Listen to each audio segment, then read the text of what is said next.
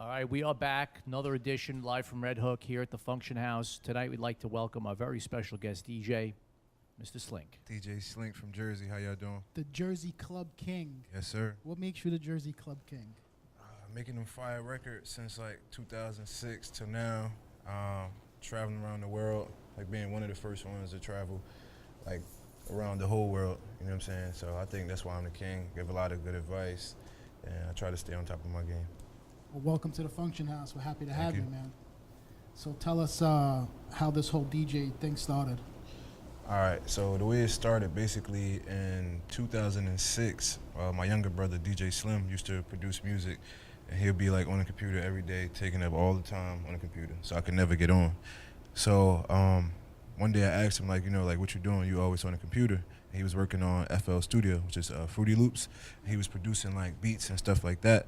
And he showed me a few things, and I got interested in it. Like, I was a basketball guy, so I'll always be at practice and doing stuff like that. But it just interested me that he would be on the computer all day. You know what I'm saying? So I had to see what he was doing. So you started off with straight production, not DJing was later. Yeah, straight production, yeah. I started off with production, and then I was like passing my records out, and a lot of people was getting recognition for my music, you know what I'm saying, because I wasn't able to showcase it myself. So when you get a new record, you don't want nobody to know who was by, you know what I'm saying? So that's when I say, you know what, I gotta learn how to DJ, and I did that. So the sound, where does the sound come from? So the Jersey club sound comes from Baltimore, actually, you know what I'm saying? DJ Tamil from Jersey went down to Baltimore to get the blessing to start Jersey Club, you know what I'm saying? So we get our whole So style these were from the guys that inspired you to make this DJ music? Tamil, DJ Tim Dollar, even Techniques from Baltimore, Rod Lee, DJ Booman, like all them guys. Wait, so somebody actually went down there from your crew? Like, Yeah, yep. get, like, the DJ okay? Tamil, he was like the dude that started the Jersey Club stuff. So he always used to hang out in Baltimore, but he's from Jersey, and he told him that he wanted to start another leg of club in Jersey, and that's how the Jersey Club came about, and it was actually called Brick City Club. You know what I'm saying, at first, and then we switched it up to Jersey Club.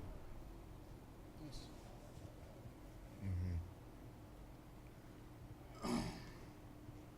So when did you get into the game of DJing? Around what year?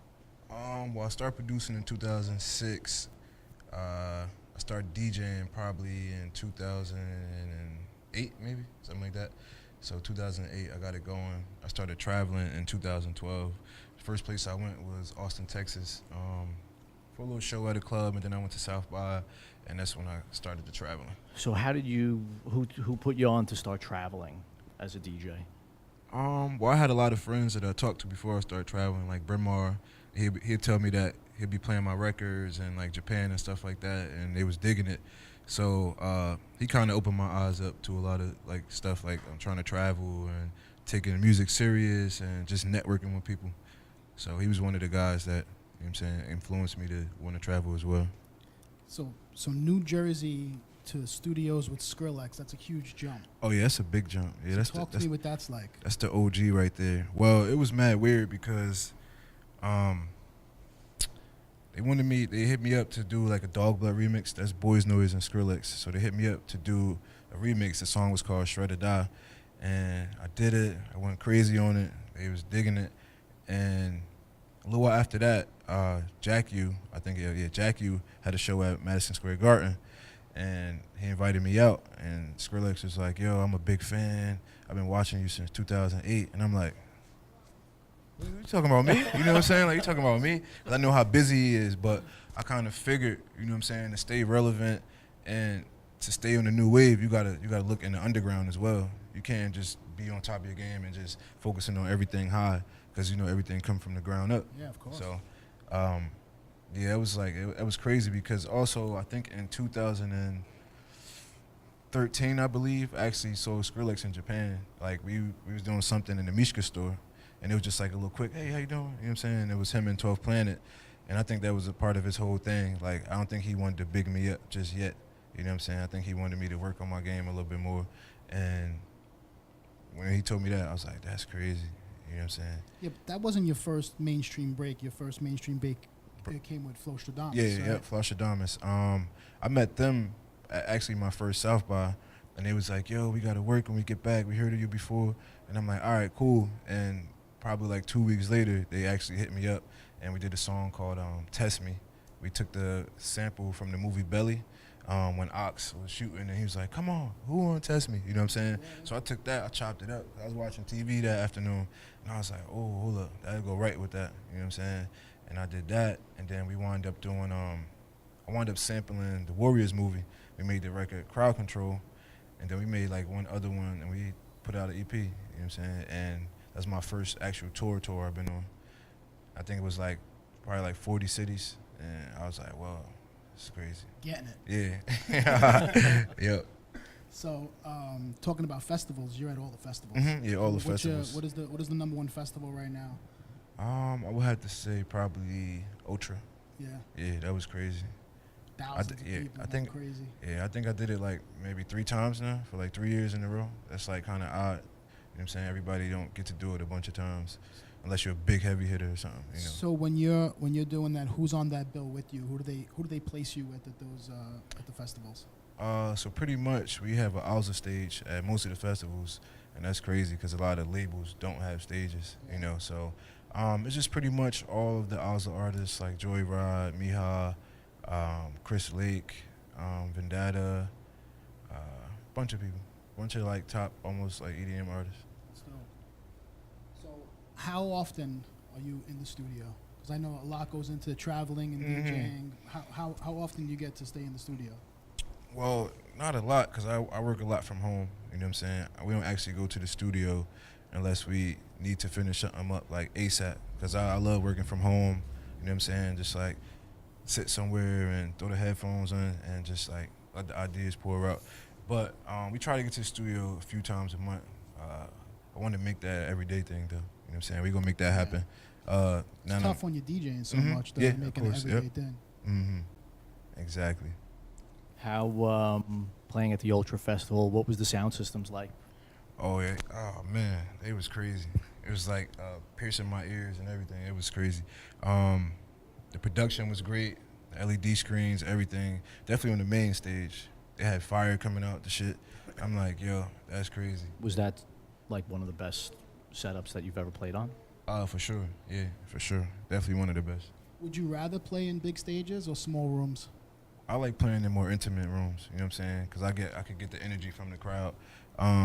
With those big festivals, you like kind of like real disconnected from everybody, and it's just kind of weird. So But I what like about intimate. like your prepreparation, your music preparation going into a festival like that? You actually spending a couple hours in front of the computer putting stuff down, or you just? Nah, going I in and just reading? go freestyle. You know what I'm saying? If I make a few records or throughout the days, if I hear some records that I like, I just start throwing them in a folder. You know what I'm saying? My favorite ones that I heard throughout the weeks, and I just go in. You know what I'm saying? I probably just prepare my intro, the first song after that, and then I freestyle it.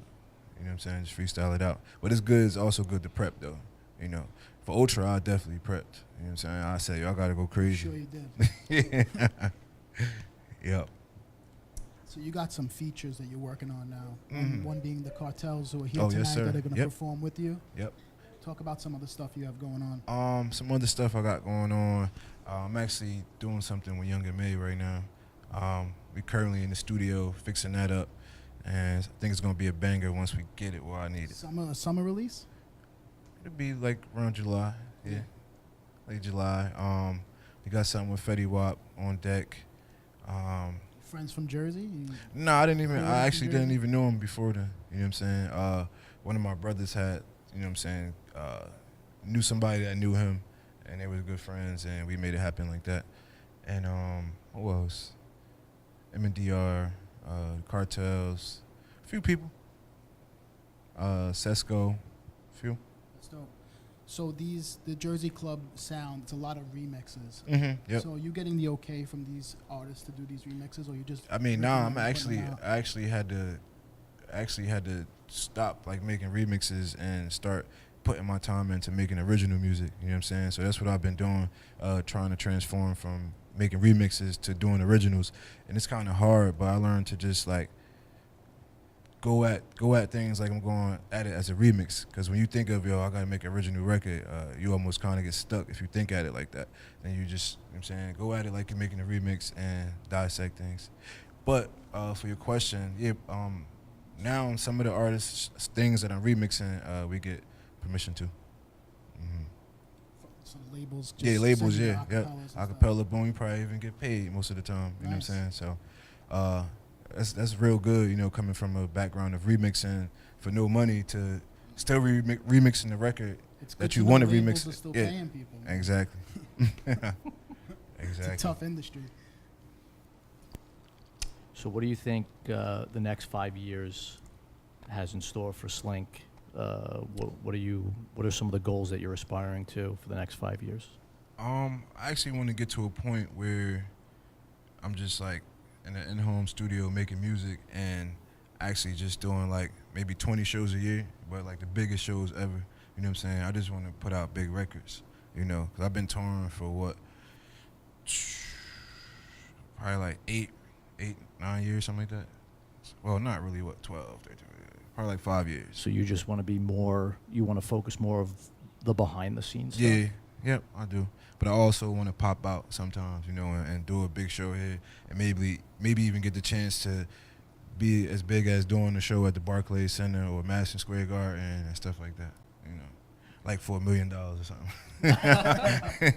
Well, you always have to shoot big. Yeah, you know. of course, that's what I want to do. That's how you achieve those goals. I want to get awards, everything. So I want to really work on the music a lot. What about now? What's coming up? What kind of what gigs you have coming up recent? Like anything coming? soon? Well, we're doing a few things, but not really. We actually taking this time to focus strictly on the music. You know what I'm saying? Because I think I really need this time to work on the music. Because it's kind of tricky with traveling and trying to beat deadlines and stuff like that. So we got a little block off to work on the music. Sounds good, man. So we're happy to have you here. We're looking forward to I hearing appreciate you it. play. I appreciate it. So we're gonna take a 2-minute break. Okay. We're gonna get Sliink up on the decks, and we're gonna rock here at the Function House. All right.